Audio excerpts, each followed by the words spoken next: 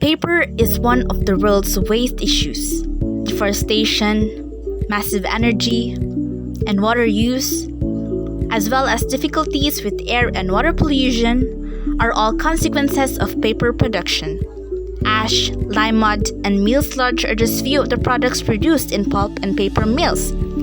These wastes have traditionally been disposed of in landfills or burned over time. Paper is an issue everywhere, even in our home, where used paper scatter all over the place. How can we contribute to resolving this problem? Recycle. Using Pure Paper Recycler, an innovative blender system installed with paper dryer film. This is the blender, and these are the compartments for the sponge, paper dryer film, and other stuff needed in recycling. Blender is used to chop or pulp and mix the paper.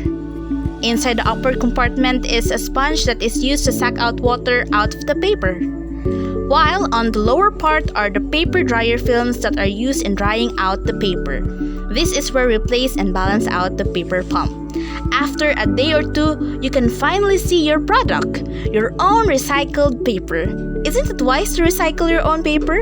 Aside from that, recycling is also a way to contribute to your community. But why use Pure Paper Recycler? Recycling is either done with the help of big machines or done manually.